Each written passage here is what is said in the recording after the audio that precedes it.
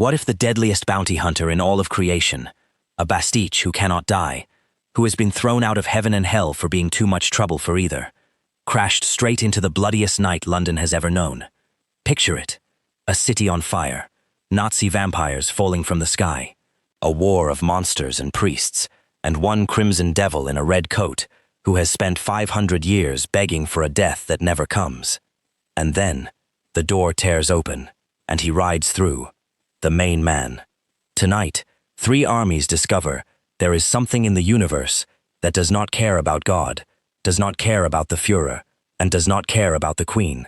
Something that came here for a paycheck and found a war worth staying for.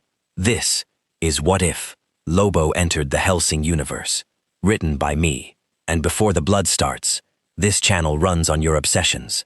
Drop a comment with a universe and a character, any universe, any character, and tell me who tears into which world next. The wilder the collision, the better. I read every one. Some of them become the next night you can't look away from. Now, London is burning. The horde is loose. And somewhere above the clouds, an engine that shouldn't exist is about to hit the ground. Let's begin. Corporal Danny Reeve had stopped counting the dead about the time he stopped feeling his own legs.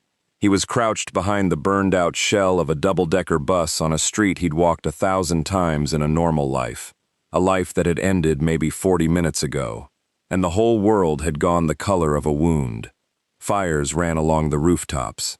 The air tasted of cordite and cooked meat and something sweeter underneath it, something that made the back of his throat clench. Above the city, the great gray shapes of the Millennium Zeppelins hung against the clouds like tumors, and searchlights swept the ruins looking for anything still warm enough to be worth killing. The things coming up the street were not warm anymore. Ghouls, that was the word the officers had used before the officers stopped talking.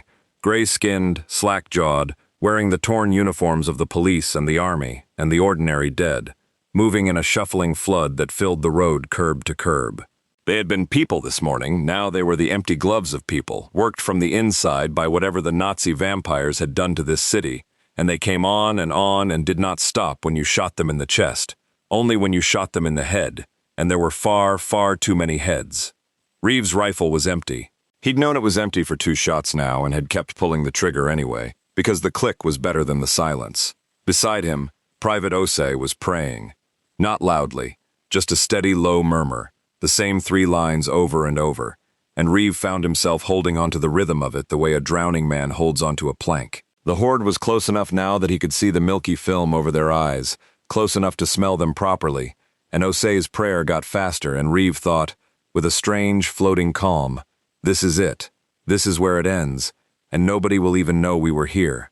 That was when the sky made a sound it had no right to make. It was not thunder. Reeve knew thunder. It was not a bomb, and it was not the deep organ drone of the Zeppelins, and it was not the crack of the vampires' guns. It was a roar, a mechanical, tearing, snarling roar, the sound of an engine wound past screaming, and it came from above and it was getting louder, and both men looked up in the same instant. The clouds over the street bulged, split. Not like paper, not like anything gentle. They folded inward around a wrong point of light. A hole in the night that showed something on the other side, that was not night at all, but a black shot through with cold stars. And out of that hole, trailing violet fire and a stink of ozone and burning oil, came a motorcycle. It was enormous. Chrome and black, too big, wrong-shaped, alien in every line. And it did not fall so much as arrive, engine howling, and hunched over the handlebars was the largest man Reeve had ever seen. He hit the horde like a meteor. The ghouls did not scatter. They didn't know how. The bike came down at the dead center of the flood, and the front wheel took the first of them full in the face and simply erased it, a wet gray burst, and then the machine was plowing, carving a canyon straight down the packed street, and the rider was laughing. Reeve could hear it over the engine and the wet impacts, a huge, gravelly, delighted laugh, the laugh of a man who had just found a party he hadn't been invited to and had decided to invite himself. He skidded the bike sideways in a spray of black gore, killed the engine, and stood up off it into the firelight. Chalk-white skin, long black hair matted with somebody else's blood, a beard, a torn leather vest over a chest like a slab of butcher's marble, chains and hooks slung all over him, spikes on his wrists. red eyes that caught the burning rooftops and threw the light back. He was chewing on a cigar. He looked around at the burning city, at the Zeppelins, at the endless gray flood of the walking dead, now turning as one to face him, and his face split into a grin that had nothing to do with joy, and everything to do with appetite. "Oh right," he said, to no one, to the whole ruined world. His voice was a landslide. "The frag is this dump?" A ghoul lunged for him. He caught it by the face without looking. There was a crunch like a boot going through a frozen puddle, and the thing came apart, and the main man flicked the mess off his fingers, and finally seemed to properly notice that several hundred corpses were now shuffling toward him with murder in their dead eyes. "Oh," he said, and the grin got wider. "Oh, now we're talking." What happened next, Reeve would try to describe for the rest of his life and never manage it. The big man reached back over his shoulder and came away with a hook on the end of a long chain, and he began to dance. There was no other word. He waded into the flood of the dead, swinging that hook in wide, screaming arcs, and every arc took heads, 3, 4, 5 at a pass, the chain whistling, the hook burying itself in a skull and coming free with a yank that took the whole face with it. He didn't fight like a soldier. Soldiers were careful. He fought like a man doing a chore he happened to enjoy, wading hip-deep into slaughter and whistling, stamping ghouls into the cobbles, ripping one in half up the middle with his bare hands, and using the 2 pieces to club 2 more. And all the while that cigar never left his teeth, and the smoke never stopped curling up into the red night. A ghoul got its teeth into his forearm, bit down hard, the way they'd bitten down hard on men Reeve had watched die screaming. The big man looked at it the way you'd look at a mosquito. "Get off," he said, and casually pushed his thumb through its skull. Reeve realized his own mouth was hanging open. Beside him, Osei had stopped praying. Because here was the thing that made the hairs stand up on Reeve's neck even through the terror. The newcomer was bleeding. Half a dozen ghouls had gotten claws or teeth into him, and there were rents in that white skin, and dark blood running freely, and the wounds were closing. Reeve watched a gash on the man's shoulder knit itself shut in the space of 2 heartbeats, smooth as water settling. He watched a drop of that blood fall onto the cobbles, and for one impossible instant it seemed to twitch, to try to stand up, before a boot came down on it and the man growled, "Not now!" like he was scolding a dog. He was killing the dead of London by the fistful, and the city could not touch him. High above the burning street, in the belly of the largest Zeppelin, a gaunt old man in a stained white coat leaned so close to his instruments that his nose nearly touched the glass. The doctor had felt the breach before he'd seen it. His warp array, the delicate, ugly marriage of stolen occult geometry and honest German science that let Schrödinger be everywhere and nowhere, that let Millennium fold the world when it needed folding, had spiked so hard 3 of its valves had blown.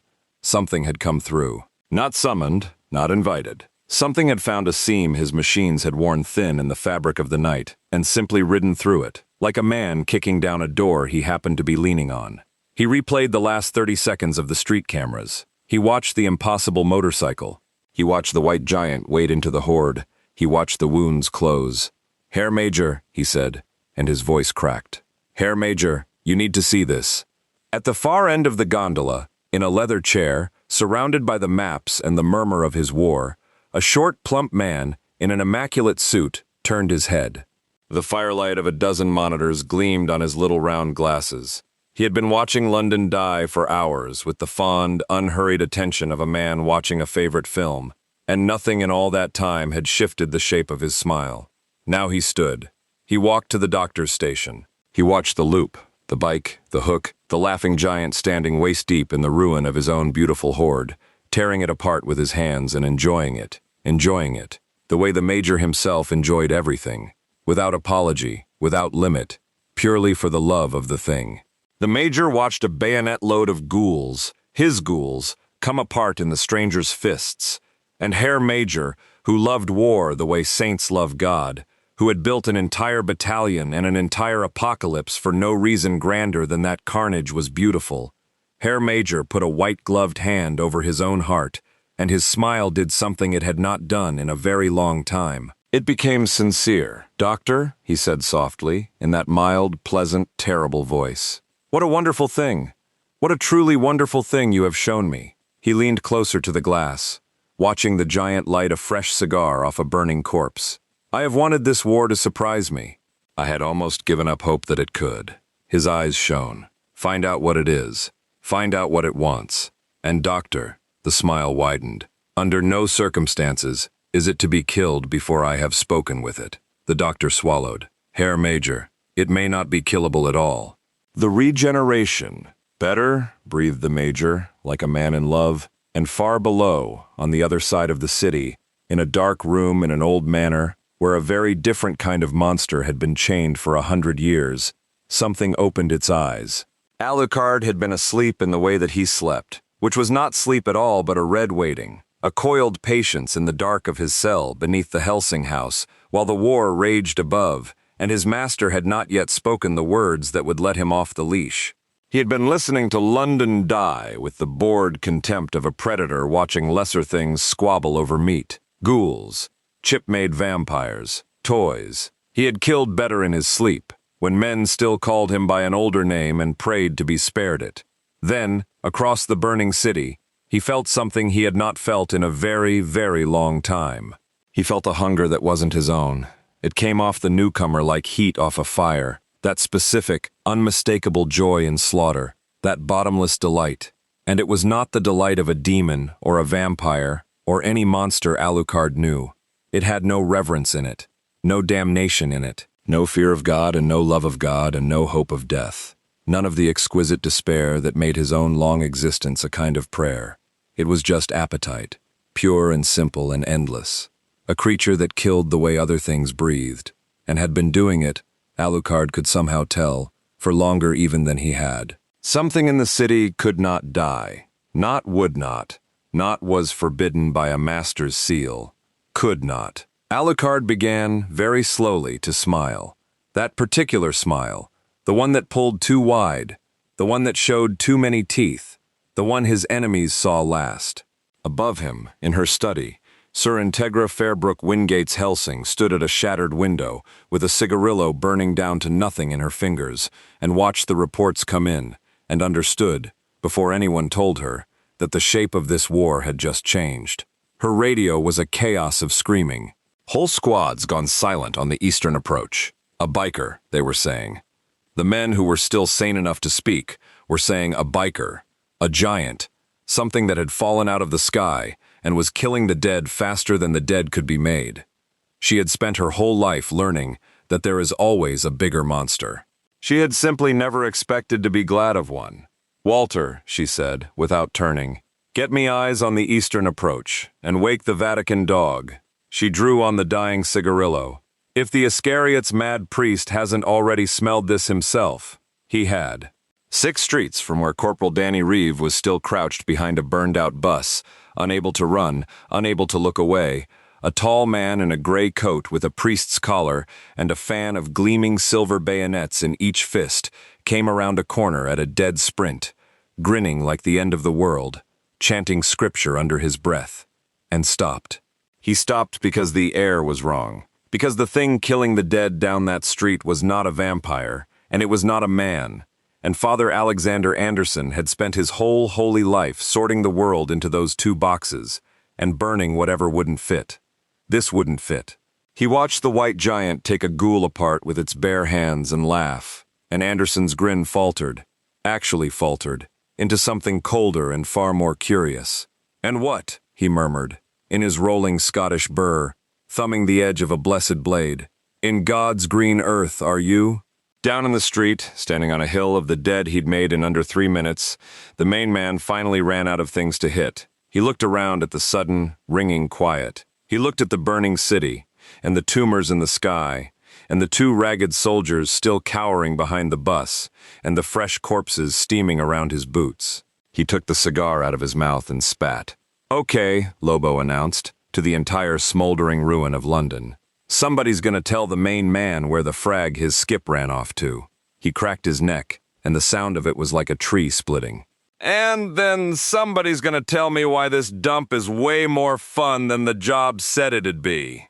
He grinned up at the burning sky, at the Zeppelins, at the searchlight that had just, slowly, swung around to pin him in its cold white eye. "'Cause the main man's thinking. he said. "He might just stick around." The searchlight held him for 3 full seconds, a white circle of attention in a red world, and Lobo stared straight up into it and gave it the finger. Then the boy was standing on the hood of the burned-out bus. He hadn't walked there. He hadn't climbed. One heartbeat, the bus was empty, and the next there was a teenager perched on it with his boots planted on the buckled metal, a tan uniform crisp as a fresh recruit's, a cap tilted at an angle that somehow suggested cat's ears, blonde hair, a grin full of small white fangs. He sat with his elbows on his knees and looked down at the mountain of dead the stranger had made, and he looked genuinely, cheerfully impressed, the way a kid might look at a very big dog that had just done a very big trick. "You made such a mess," said Schrodinger. "The doctor's going to be cross.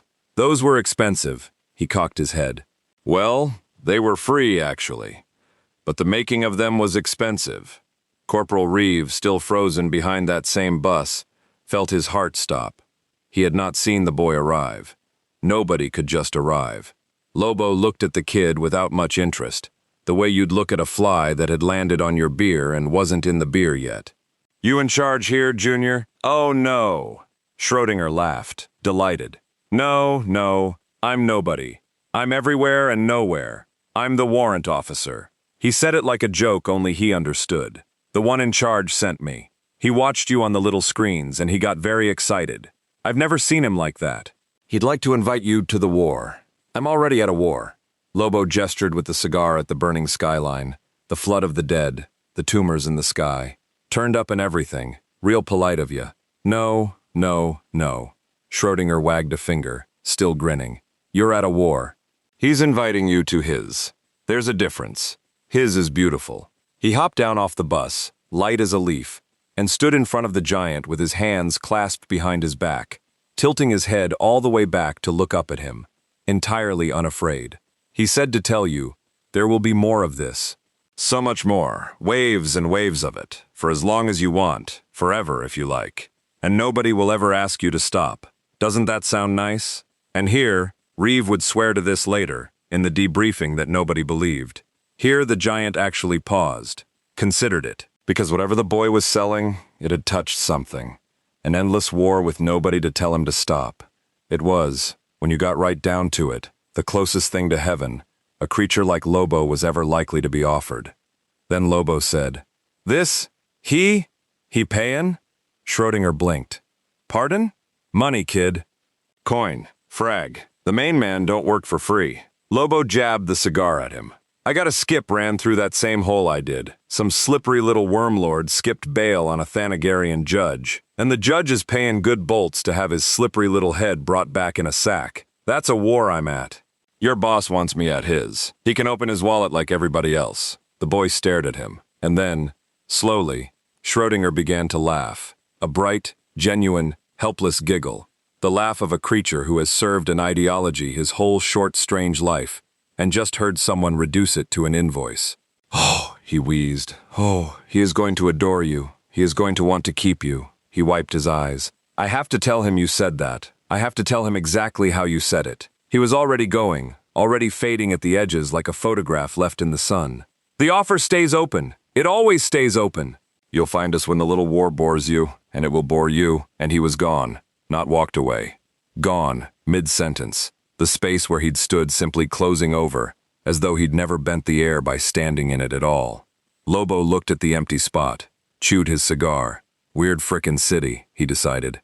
It was at that exact moment that the temperature dropped. Not the way night drops it. This was sudden and total. A plunge.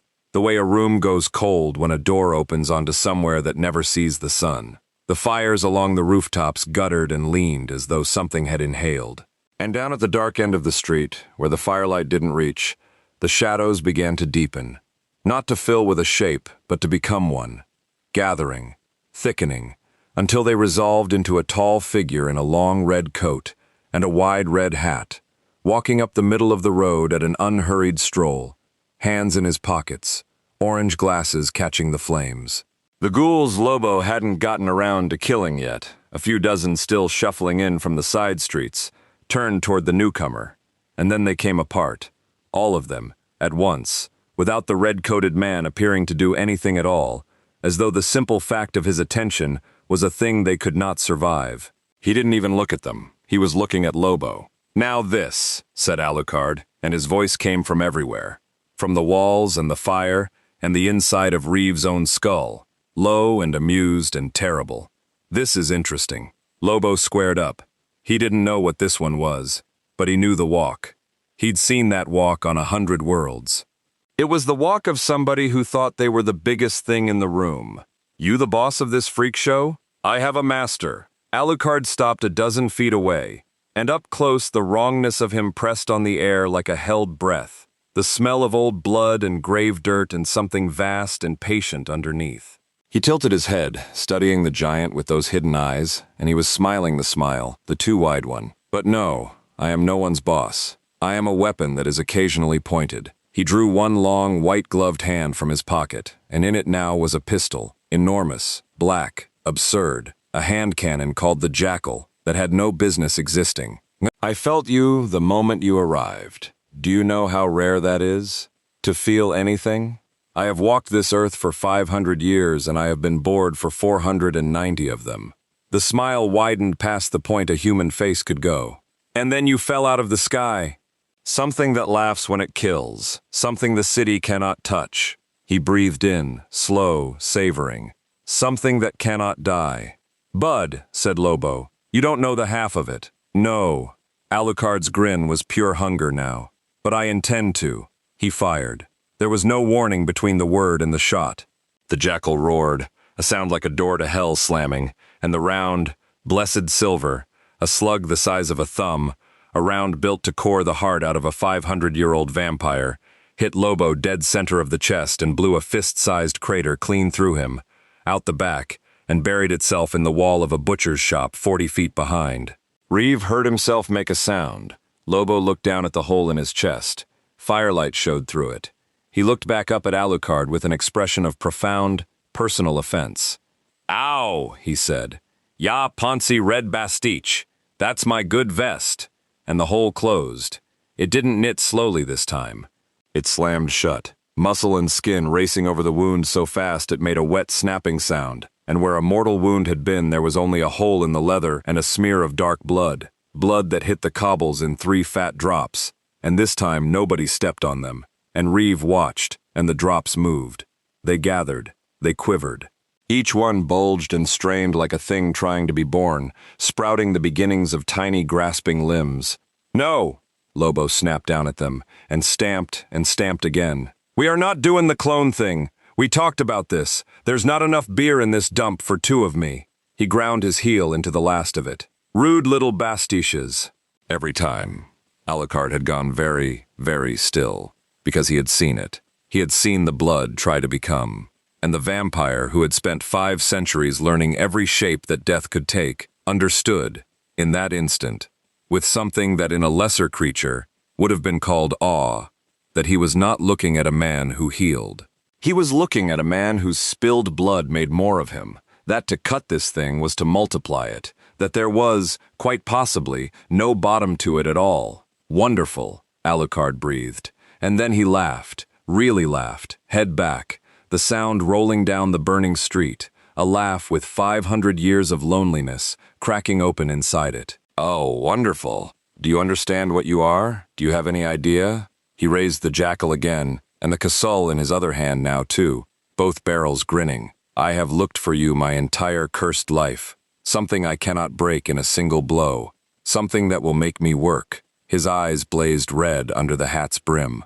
"Let us find out how deep you go. Let us find out together." "Yeah, see?" said Lobo, unslinging the hook and chain off his shoulder, letting the length of it pool and rattle on the cobbles, cigar clenched in his grin. "Now I like ya, you red freak. Everybody in this dump keeps wanting to talk." He started swinging the chain in a slow, wide, whistling circle at his side, and the firelight ran up and down its links, and the hook at the end sang through the air. "You want to go?" "I want," said Alucard, "to see the night behind your eyes." They hit each other in the middle of the street like 2 weather systems colliding. Reeve grabbed Ose by the collar and hauled, and the 2 of them scrambled backward on hands and knees as the road where they'd been cowering simply ceased to be. The shockwave of the 2 monsters meeting cracked the cobbles into gravel, and threw the burned-out bus onto its side like a kicked toy. The hook screamed around and caught Alucard across the throat and took his head clean off his shoulders, and Reeves' mind whited out in horror. And then the head was laughing, still laughing, sitting on the cobbles and laughing, while the body caught Lobo's follow-up punch, and the neck grew a new head up out of the stump like a flower blooming in reverse. Alucard came apart into a tide of red, into eyes, into wolf shapes, into a wave of grinning shadow, and poured over Lobo and through him, and reformed at his back, with both guns pressed to the base of the giant's skull, and fired, and blew Lobo's head into pulp. And Lobo, headless for the length of a breath, drove an elbow back into Alucard's chest hard enough to fold him in half around it, and by the time the vampire hit the far wall, the giant's head had grown back, and he was grinning through fresh blood, and he was laughing too. They were both laughing. That was the thing Reeve could never make anyone understand. Two of the most dangerous things in the whole of creation, tearing each other to red ribbons in the ruins of a burning city, and they were laughing like children, like drunks, like men who had waited their whole lives to meet the one person who could hit them as hard as they hit the world. Every time one of them destroyed the other came back grinning wider. It wasn't a fight. It was a conversation. It was the first honest conversation either of them had had in 500 years, and it was conducted entirely in the language of ruin. Up on the roof of the butcher's shop, unseen by either of them, a young woman in a tan and red uniform crouched behind the parapet with a cannon the size of a man braced on her shoulder and did not fire. Sarah's Victoria had been sent to find her master. She had found him, and now she watched him fight, watched him joyful, which she had almost never seen, and she understood that whatever was happening down there was not something she was supposed to interrupt. She'd trained the Harkonnen's sights on the white giant twice, and lowered them twice. Because twice she'd seen her master take a killing blow and get up delighted, and she realized that if she fired, she wouldn't be saving him. She'd be interrupting him, and she had a strong suspicion he would never forgive her for it. "Master," she whispered, to no one. "What is he?" Her earpiece crackled, Integra's voice, cold and clipped and cutting through the din. "Saras, report. Is Alucard engaged?" Saras watched her master's severed arm crawl across the cobbles, grab the giant by the ankle, and yank, while the rest of Alucard reassembled itself out of a cloud of screaming shadow to deliver an uppercut that put the white man through the second floor of a house. "Yes, Sir Integra," Saras said faintly. "Very, Sir Integra, I don't think he's fighting to win." A pause on the line. "Explain, I think," said Saras, watching the giant climb back out of the wreckage laughing and shrug off a wound that would have ended anything else, watching her ancient, terrible, lonely master grin back at him like he'd found a long-lost brother. "I think he's fighting because it's fun. Both of them."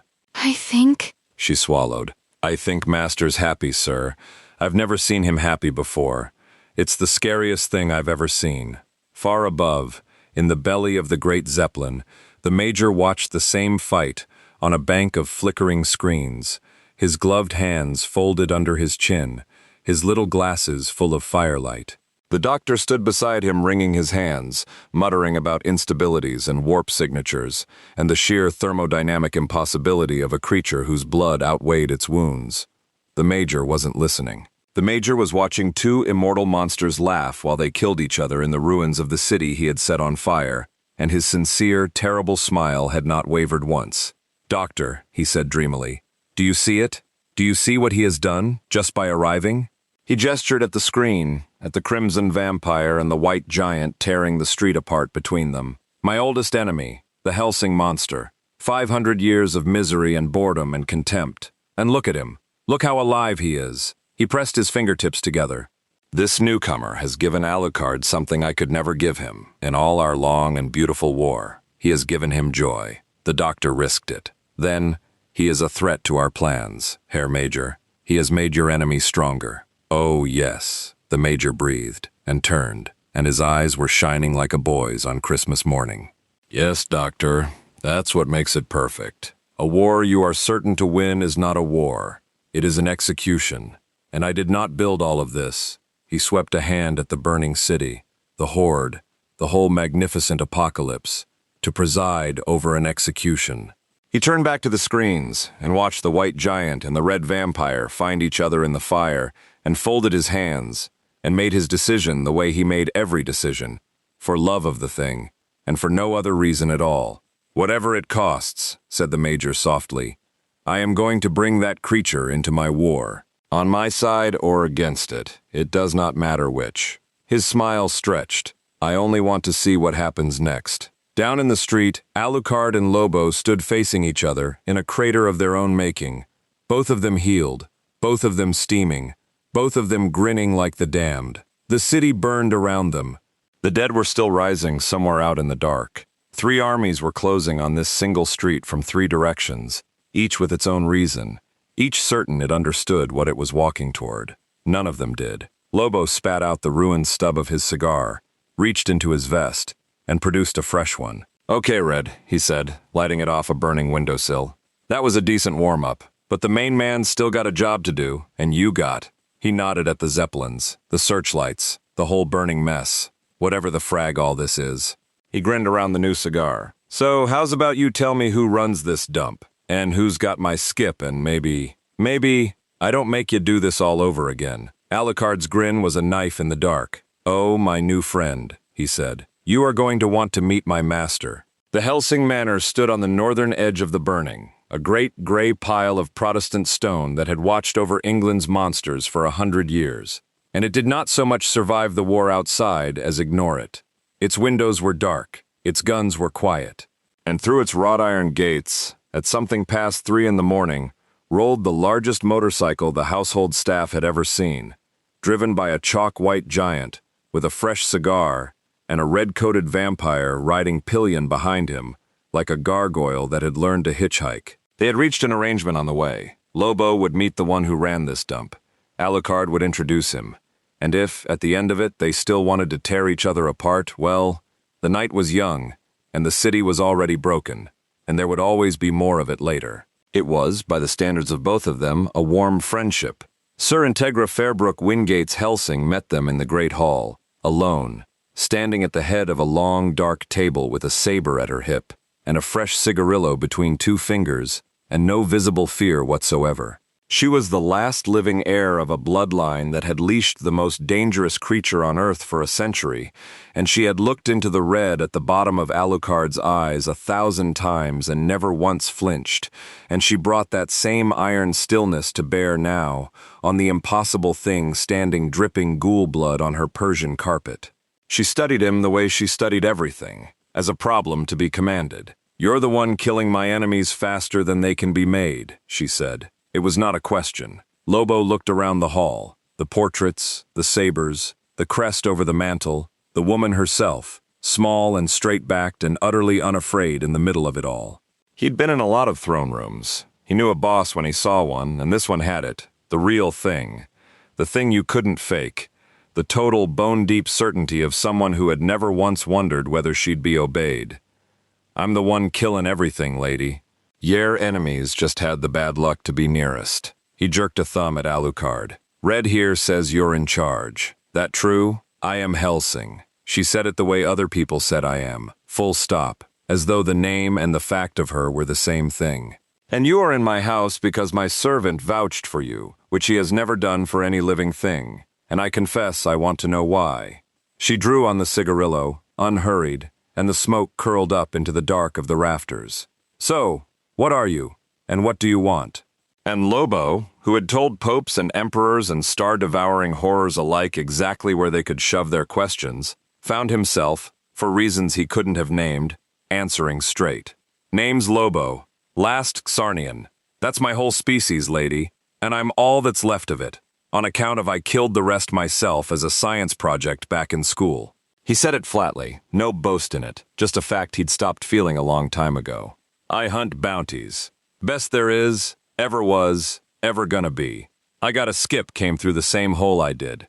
Nasty little wormlord. Jumped bail, and there's a Thanagarian judge paying top bolts for his head. So that's what I want. I want my skip, I want my pay, and then I want out of this soggy little dump before it gives me a cold." He rolled the cigar to the corner of his mouth. "Everything I killed on the way here was just me being polite." Integra was quiet for a moment. She was a strategist to the marrow, and a strategist's mind was already turning the thing in front of her over and over, weighing it. Here was a creature that could not die, that her oldest enemy in the sky wanted badly enough to send an envoy for, that had walked through a horde like a man walking through tall grass. Here was a weapon that had wandered onto the board in the middle of the most dangerous night in her family's history, and it did not want territory, or worship, or vengeance, or ideology, or any of the things that made a monster dangerous to bargain with. It wanted to get paid and go home. Integra had spent her whole life dealing with things that wanted her soul, her city, her god, her throat. She did not, in that moment, quite know what to do with a thing that only wanted money, and that, the sheer, clean, mercenary simplicity of it, was very nearly the most dangerous thing about him, because it meant he could not be predicted by the logic that governed every other monster in this war. A mercenary, she said at last. A professional, Lobo corrected, mildly offended. Then perhaps, said Integra, and here the smallest, coldest edge of a smile touched her mouth, we can do business. She did not get to finish the offer. The stained glass window at the far end of the great hall, a 200-year-old thing depicting some Hellsing ancestor triumphing over some ancient dark, exploded inward in a storm of colored shards, and through it came a gray-coated shape with a fan of silver blades gleaming in each fist, and scripture already pouring from his mouth in a joyful, roaring chant. And Father Alexander Anderson landed in a crouch on the long, dark table with his coat settling around him like folded wings, and his eyes bright with the specific, terrible happiness of a man who believes God has personally arranged for him to be exactly here, exactly now. Amen, he breathed, straightening, drinking in the room, the vampire, the heretic Protestant witch, and the great white thing he had been tracking across half a burning city. Well, isn't this a nest of abominations? His grin split wide and mad. 2 monsters and a heathen, all in one wee room. Truly, the Lord provides. Alucard's hand was already on the jackal. Judas Priest, he said, and he sounded, for the first time all night, actually pleased. You couldn't stay out of it. You never can. I felt it, monster. Anderson's blades hummed. His eyes were fixed on Lobo now, and there was something underneath the zeal, a real, searching hunger.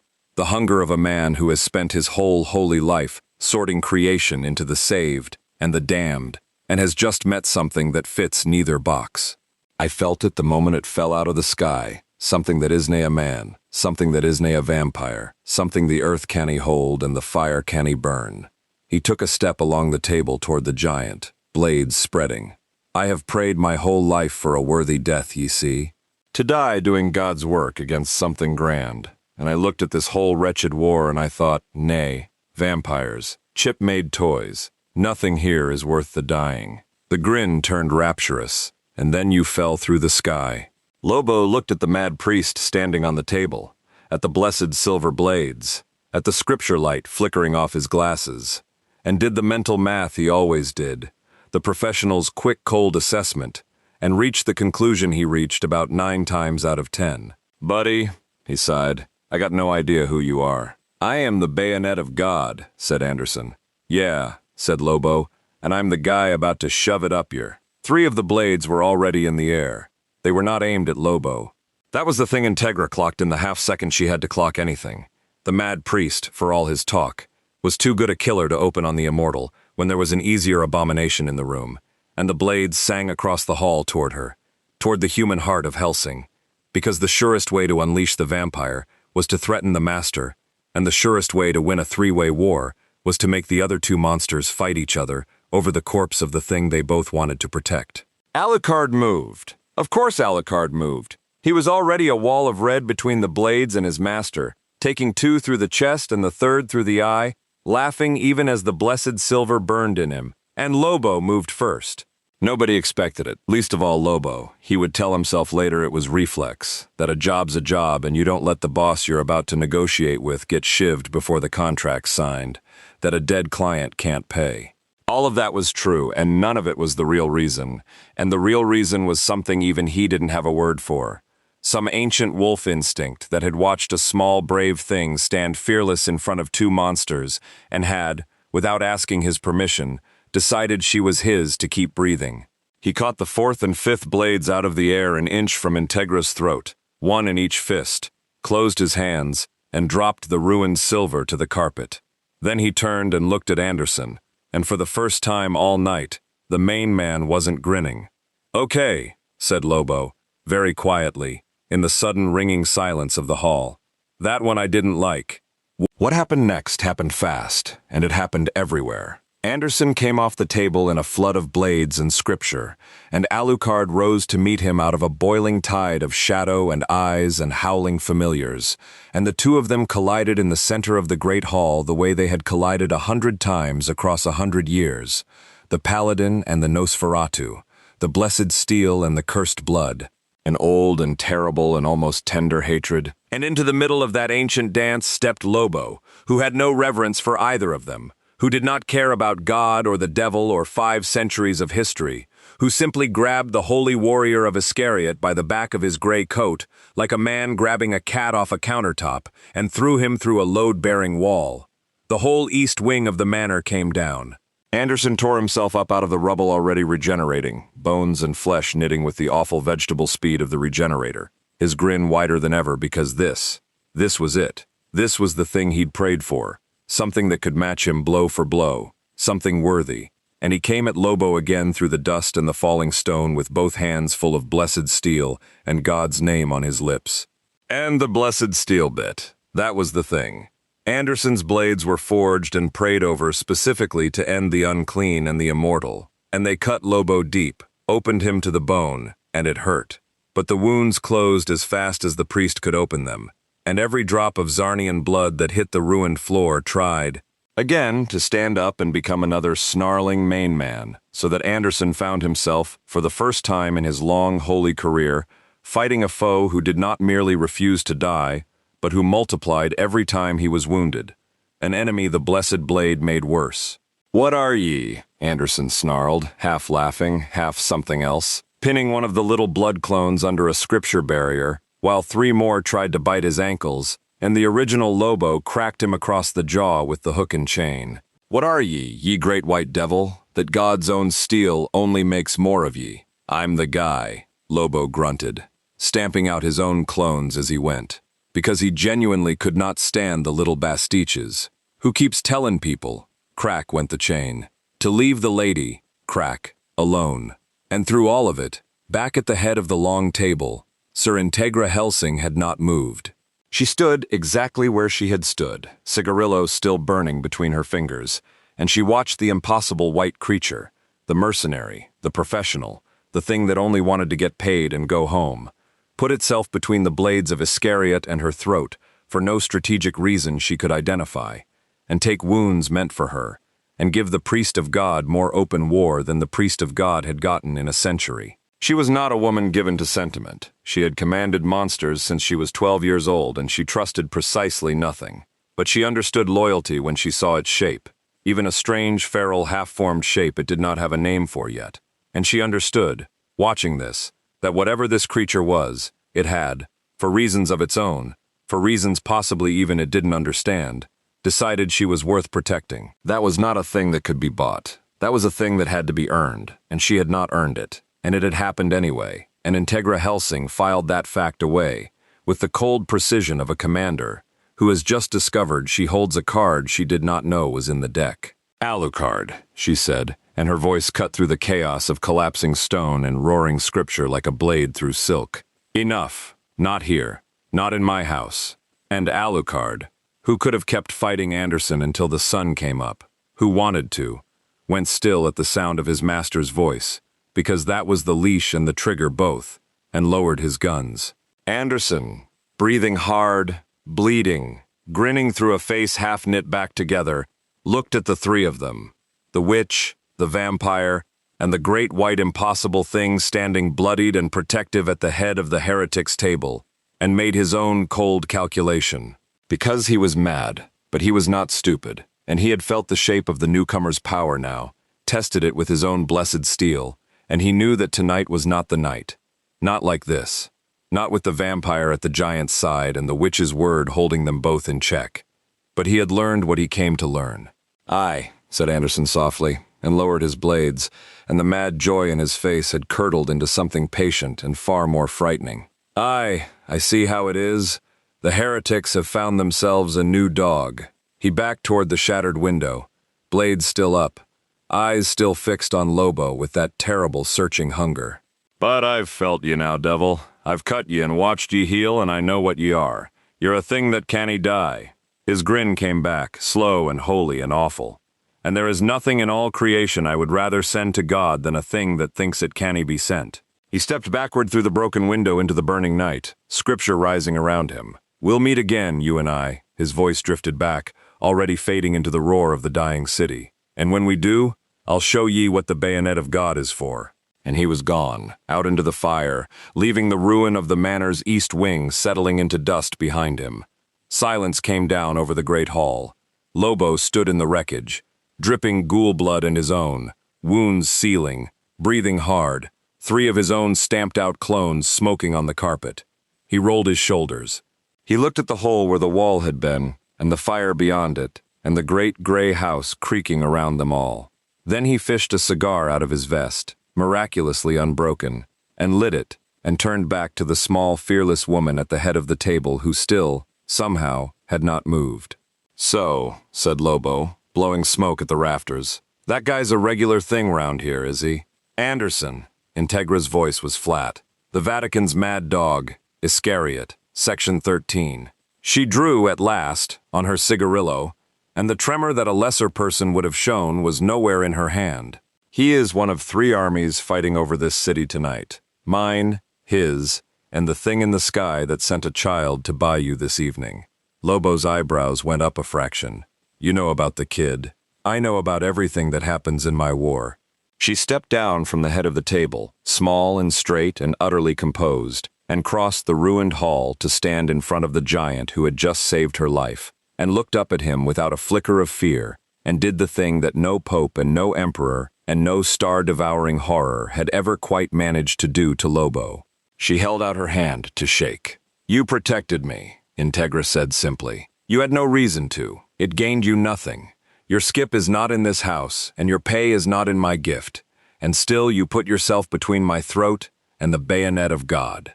Her pale eyes held his red ones, level and unafraid. "I do not know what you are, but I know what that was, and a Hellsing pays her debts." Lobo looked at the small offered hand. He looked at the woman attached to it, this tiny, fearless human standing in the wreckage of her own home, in the middle of the worst night of her life, offering to owe him. Something moved in the old wolf that hadn't moved in a very long time. He took her hand, carefully. In his massive fist it looked like a bird's. "Yeah, okay," said the main man gruffly, and if his voice was a little rougher than it had been, well, that was the smoke. "Okay, lady, you and me, we'll figure something out." High above them all, in the belly of the great Zeppelin, the Major watched the whole thing on his flickering screens. The priest, the fight, the collapse of the East Wing, and then the small, fearless woman and the great white creature shaking hands in the ruins. And his sincere and terrible smile did not waver, but something behind his little round glasses went very cold and very bright.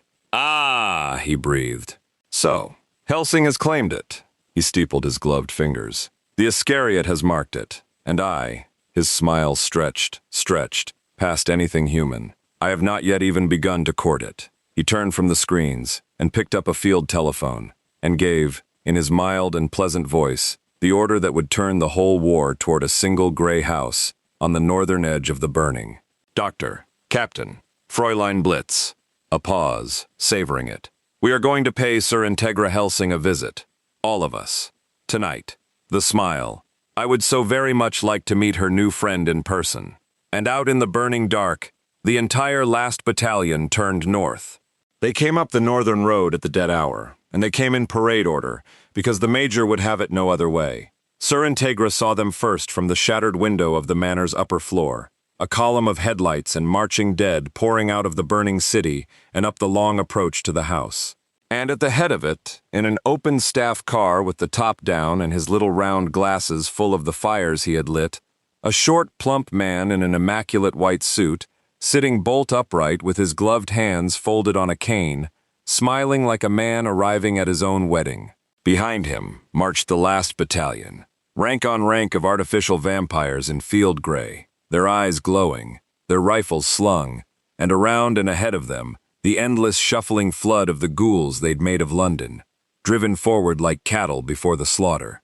And walking loose at the flanks of the column, not in ranks because ranks could not contain them, a silent mountain of a man in a long coat with a wolf's patience in his stride, the captain, and a tall woman with half her body inked in living illusion and a scythe over her shoulder, Zoran Blitz. And somewhere, everywhere, nowhere, the boy who was a quantum joke the universe hadn't finished telling. "Well," said Integra softly, lowering the binoculars, "he's brought all of it." Behind her, Alucard laughed low in his throat, already dissolving at the edges into eagerness. Beside him, Saris gripped the Harkonnen white-knuckled, and Lobo, leaning in the ruined doorway with a fresh cigar, looked down at the approaching army, the whole apocalyptic parade of it, and did the professional's cold math one more time, and came up, for once, with a number he actually respected. "Okay," he admitted. "That's a lot of guys." The staff car stopped at the foot of the manor steps. The column halted behind it with a precision that was somehow more menacing than any charge, and the major rose from his seat and spread his gloved arms wide to the great gray house and everyone in it, and spoke in a voice that carried up the steps and through the broken windows and into the very stone, warm and mild and utterly joyfully insane. "Sir Integra Fairbrook Wingate's Hellsing," he called, beaming. "I have come personally. Do you understand what an honor I am doing you? In 100 years of this beautiful war, I have never once left my Zeppelin to knock upon an enemy's door. But tonight," he pressed a hand to his heart, "tonight is special. Tonight you have something I want more than I have wanted anything in a very, very long time." His shining eyes lifted, past Integra, to the great white shape leaning in the doorway. "You," said the major, and his whole face lit with sincere and terrible delight. "The one who fell from the sky, the one who laughs. Come down, my friend. Come down and let me look at you." Lobo took the cigar out of his mouth, glanced at Integra, who gave the smallest shake of her head, "Your call," and then sauntered down the manor steps, hands loose at his sides, into the space between the great gray house and the entire assembled might of the last battalion, and stopped a dozen feet from the little smiling man, and looked him up and down. "You're the boss." It wasn't a question either. "The one who sent the cat kid. I am the major." He said it the way Integra said "I am Hellsing," a whole self folded into 3 syllables. "And I have watched you all night, my friend, on my little screens, and I have fallen quite in love. Do you know how rare you are? A creature that kills for the pure, clean joy of it. No god, no Führer, no flag, no cause. You do it because it is fun." His smile trembled with the force of his sincerity. "Do you know that in all the world, you and I may be the only 2 souls who truly understand one another?" "Bud," said Lobo, "I don't even understand me." "Then let me help you." The major took a step closer, gazing up at the giant with the rapt tenderness of a zealot before a relic. "I am building the most beautiful war that has ever been. A war with no end and no reason and no purpose but itself. Endless, glorious. Waves and waves of the dead, forever, and every one of them yours to break, and no one will ever ask you to stop." He spread his hands. "I offered you this through the child, and you asked me if I would pay. And oh, my friend, I have thought about that answer all night, and I have decided," his eyes gleamed, "that it is the most magnificent thing anyone has ever said to me. So let me answer you properly, professional to professional." He leaned in, and his voice dropped to an intimate, joyful whisper. "Name your price, whatever it is. Bolts, coin, worlds, blood, name it, and it is yours. And all you must do in return is stay and fight and enjoy yourself. Forever." And there it was, laid out clean and enormous in the firelit dark. The one offer that could actually reach a creature like Lobo. Not loyalty, not righteousness, not vengeance, but an eternity of paid violence, with nobody to call it wrong. For a long, long moment, the main man was quiet. He looked at the little smiling man. He looked at the endless army behind him, the parade of the dead, the whole beautiful apocalypse the major had built, for no reason but love of the thing. He looked out of the corner of his eye back up the steps at the small, fearless woman standing straight-backed in the ruin of her home, and at the red-coated devil grinning beside her, and at the young vampire with the too big gun and the too honest face. He thought about it. He genuinely thought about it. Reeve, if Reeve had been there, would have seen him think about it, and would have understood that, for one held breath, the whole war balanced on the point of a cigar. Then Lobo said, "Nah." The Major blinked. His smile did not fall, but it went very still. "I beg your pardon?" I said, "Nah." Lobo stuck the cigar back in his teeth and shrugged his enormous shoulders. "See, here's the thing, lil fella. You had me. You really did. Endless scrap, good pay, nobody bustin' my chops about it. That's the main man's kinda gig, no lie." He jerked a thumb back over his shoulder at the manor steps. "But then the lady up there shook my hand. And see, I already took the job." "The job?" The Major's voice had gone flat and quiet. "You mean the bounty? The little wormlord?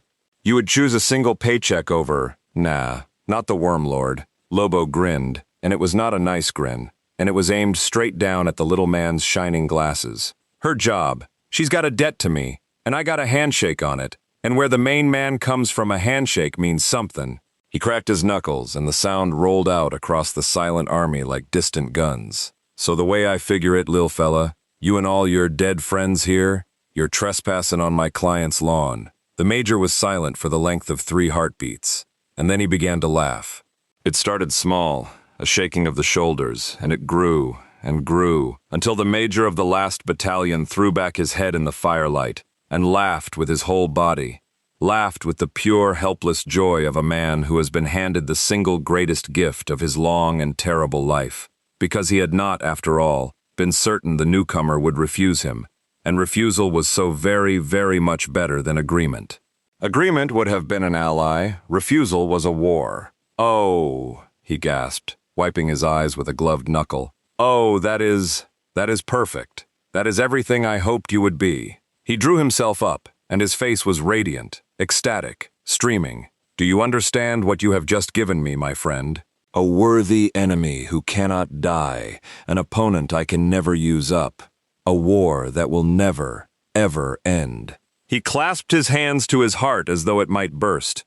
"I came here tonight hoping to buy a soldier, and instead," his voice cracked with love, "instead you have given me the most beautiful gift of all. You have given me forever." He turned, unhurried, and walked back to his staff car, and climbed in, and settled his cane between his hands, and looked back one last time at the great white creature standing between his army and the heretic's house. "Gentlemen," said the Major, to the captain, to Zoran Blitz, to the ranked and glowing dead, "the war is on." His smile stretched to the edges of the world. "Kill everything in that house, but the white one," his eyes shone. "The white one is mine. Do not deprive me of a single moment of him.